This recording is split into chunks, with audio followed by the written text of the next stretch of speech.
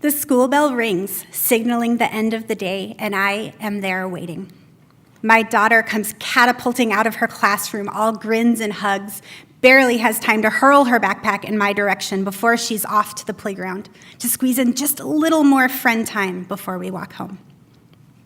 My son makes his way slowly down the sidewalk to where I stand, trying to hide my anticipation at the ensuing conversation with a doofy grin and outstretched arms. "Hey, Bug, how was your day?" On more afternoons than not, his face crumples at the question. His fists form balls at the end of his rigid arms, and his lower lip quivers for a moment before setting itself in a straight line. Worst day ever. I hate myself. I wish I could die. One evening, in the middle of a fight about something inane, I saw that he was digging in his fingernails into his skin until he drew blood. His grubby nails, on the end of his long, graceful fingers, were digging into his perfect skin. The bruises and small cuts dotting his left forearm told that it was not the first time he had done this.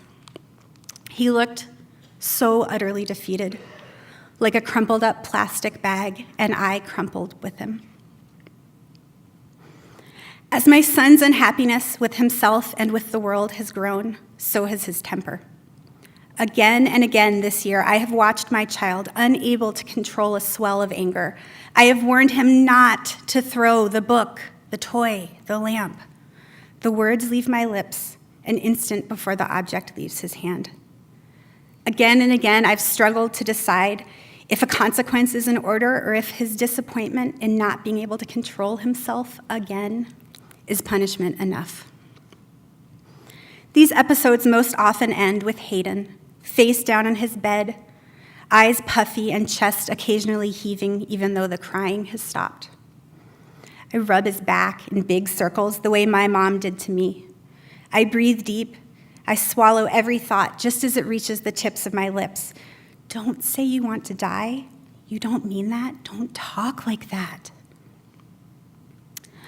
I swallow them because as much as I don't want it to be so, I can't control his feelings. He is burdened enough by his own emotions, and he doesn't need my fears and helplessness to stack on top of his own. As his mother, at least I can protect him from that. Instead, I nod, I rub his back, and I murmur close in his ear, I know it's hard. I know you're trying. I know you're sad. Underlying each of the tantrums, the calls from the principal, the discussions with teachers, lurking in the back of my head in big black letters is my biggest fear, mental illness. The poor kid picked a shit straw from the gene pool, with histories of depression and anxiety on both sides of his family. I've struggled with both for large chunks of my life, and I know that feeling, like you're watching the world go by in a haze, with a sadness and an anger so deep inside you, it's impossible to believe that anything is joyful or colorful or worth living for. Does my son's sadness and self-loathing come from his struggles in school? If those are ameliorated, will his moods follow suit? Or is the sadness not a byproduct of his learning differences at all, but an indicator that he will struggle with his moods for the rest of his life? To be Hayden's mother is to watch him not get invited to birthday parties or play dates, to be asked not to come back to gymnastics. It is to cringe on the inside as I look at a handwritten assignment that took a tortured hour to complete and is as misspelled and illegible as it is insightful and accurate. It is to be amazed at how he remembers every word of every audiobook he has ever listened to and has a favorite Shakespeare play. It is to be delighted at the sound of his long fingers playing the piano.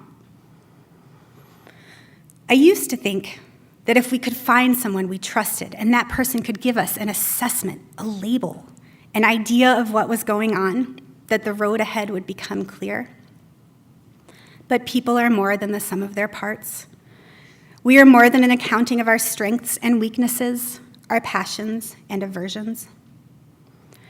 So I don't have an end to this story.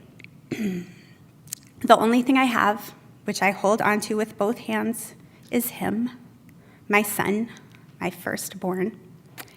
He is amazing.